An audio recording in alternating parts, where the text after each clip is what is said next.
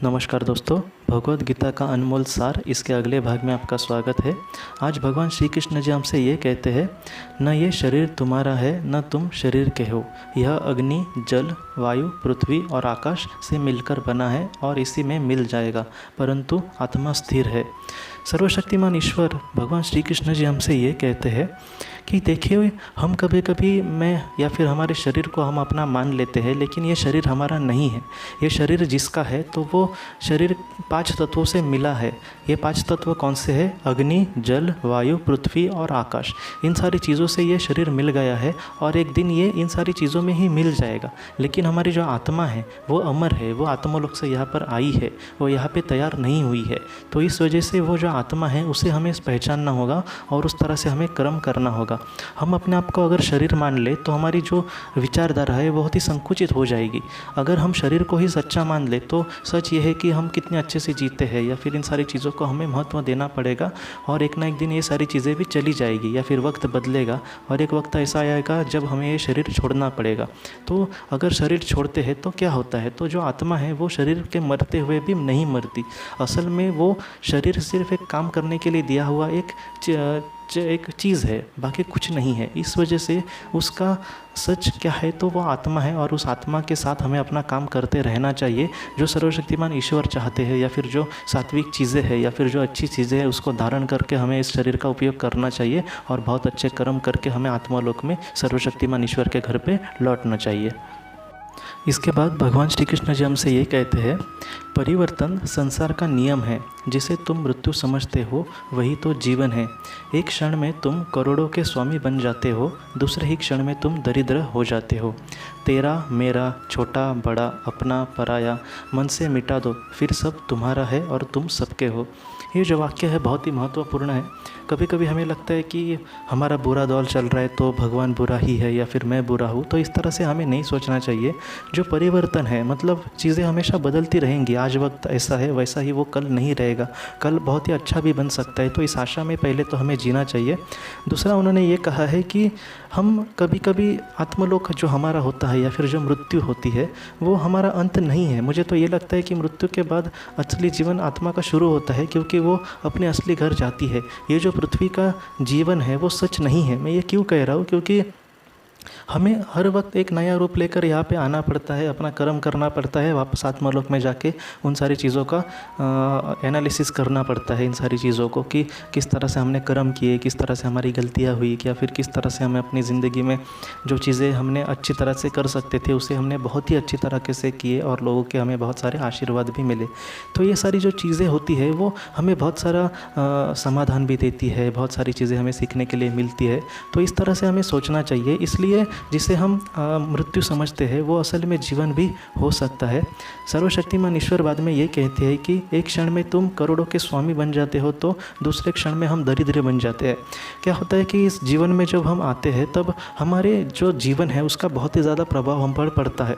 जैसे मैं आपको मेरा ही उदाहरण देता हूँ कि कभी कभी दरिद्रता में वगैरह हम इतने अपने आप को थोड़ा सा कमज़ोर समझने लगते हैं कि कभी कभी हमें लगता है कि यही सच्चाई है। लेकिन सर्वशक्तिमान ईश्वर इस बोध से हमें यही कहना चाहते हैं कि आज ये ऐसी परिस्थितियां हैं तो कल वैसी ही नहीं रहेगी। एक जन्म में कोई ऐसा हो सकता है कि कोई राजा बन के भी जन्म ले तो तब उसको गरीबी की ज़रा भी मतलब उसके बारे में फ़िक्र भी नहीं होगी और वो उसके बारे में नहीं सोच सकता। तो राजा को भी इस तरह से नहीं सोचना चाहिए और एक गरीब इंसान को भी इस तरह से नहीं सोचना चाहिए। क्यों? क्योंकि वक्त में हम इतने अटक नहीं सकते। हमें अटकना किस में है? अपने कर्मों, अच्छे कर्मों में करते समय हमें उसमें अटकना है, या फिर उसमें हमें अच्छा काम करने की कोशिश करनी है। तो सर्वशक्तिमान ईश्वर यही कहते हैं कि इसमें पृथ्वी पर अगर हम आते हैं तो इसमें हमारा या फिर आपका, कोई छोटा है या फिर कोई बड़ा है, कोई अपना है या फिर कोई पराया है, इन सारी चीज़ों को उन्होंने कहा है कि हमें मन से मिटा देना चाहिए। और आखिर में वो ये कहते हैं कि सब ही तो फिर अगर इन सारी चीज़ों को हमने अपने मन से मिटा दिया तो इस दुनिया में जो भी है वो सब ही हमारा है और हम सबके है। मैं आपको एक उदाहरण देता हूँ कि जो संत थे वो किस तरह से जिए, आप देखेंगे तो आपको पता चलेगा कि पूरी दुनिया ही उनकी थी, क्योंकि पूरी दुनिया ने उन पर बहुत ही प्यार किया और इन्होंने भी पूरी दुनिया पर बहुत ही प्यार किया।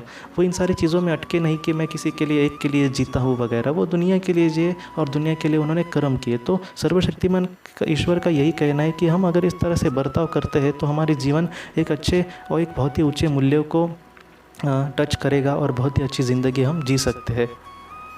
इसके बाद भगवान श्री कृष्ण जी हमसे ये कहते हैं, खाली हाथ आए और खाली हाथ वापस चले। जो आज तुम्हारा है कल किसी और का था, परसों किसी और का होगा। तुम इसे अपना समझकर मग्न रहे हो, बस यही प्रसन्नता तुम्हारे दुख का कारण है। उन्होंने ये कहा है कि जब हम इस दुनिया से आते हैं तब हमारे हाथों में कुछ भी नहीं होता, और जब हम इस दुनिया से चले जाएंगे तभी भी हमारे हाथ में कुछ भी नहीं होगा। जो भी हमारा आज है, मैं आपको एक उदाहरण देता हूँ। आप कोई भी एरिया लो और भारत के अगर देखा जाए तो उसको देखो कि ये पहले किस राजा के आदित्य में था, या फिर किस राजा ने इन सारी चीज़ों को संभाला। उसके पहले किसी और राजा ने संभाला, उसके बाद आज किसी और कोई और संभाल रहा है। तो ये ऐसी चीज़ है। लेकिन कभी कभी हम इन सारी चीज़ों में इतने अटक जाते हैं। जिन राजाओं ने बहुत ही धर्म से अपनी सत्ता चलाई या फिर लोगों के लिए बहुत कुछ किया, हम ऐसे लोगों की बात नहीं कर रहे।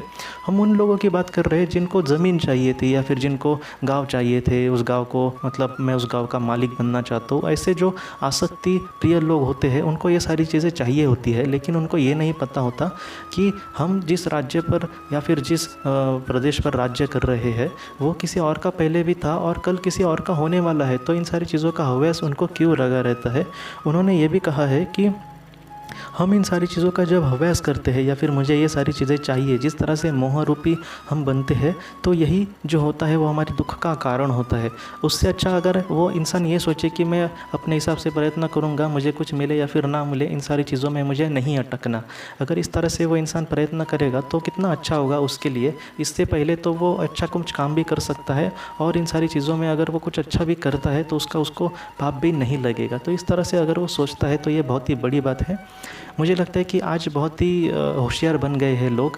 आजकल लोग मैंने ऐसा देखा, इसलिए कह रहा हूँ, आपने भी देखा होगा कि करते तो है खुद के लिए, लेकिन ऐसा दिखाएंगे जैसे ये समाज के लिए कुछ करना चाहते हैं। तो ऐसे लोग होते हैं। लेकिन जैसा विस्पी और ऋतु ने ही कहा है कि हम खुद को फंसा सकते हैं, और एक बहुत ही बड़ा इंसान या फिर चालू इंसान, मुझे लगता है कि दुनिया को भी वो कहते हैं कि फंसा सकता है, लेकिन हम सर्वशक्तिमान ईश्वर को कभी भी नहीं फंसा सकते। तो अगर हमारे मन में कोई स्वार्थ है और हम दुनिया को दिखा रहे हैं कि मैं तो ये दुनिया के लिए कर रहा हूँ, दुनिया के भले के लिए, तो ये उसका पाप ही उसका लिखा जाएगा। उसमें वो क्या है, किस तरह से लोगों को फंसा रहा है, ये सारी चीज़ों को नहीं देखा जाएगा, सिर्फ और सिर्फ उसका पाप ही जमा होगा।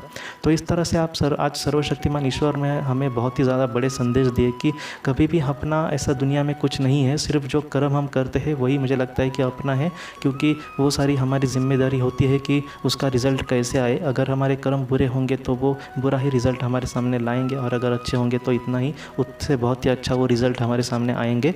तो आज के इस भाग को लेकर अगर आपको कोई भी चीज़ें ना समझ में आई होगी या फिर मैं आपको ठीक से समझा नहीं पाया हूँगा तो आप ज़रूर पूछें, मैं उसका आपको ज़रूर जवाब देने की कोशिश करूँगा। तो दोस्तों, हम मिलते हैं अपने अगले भाग में। तब तक आपका बहुत बहुत शुक्रिया।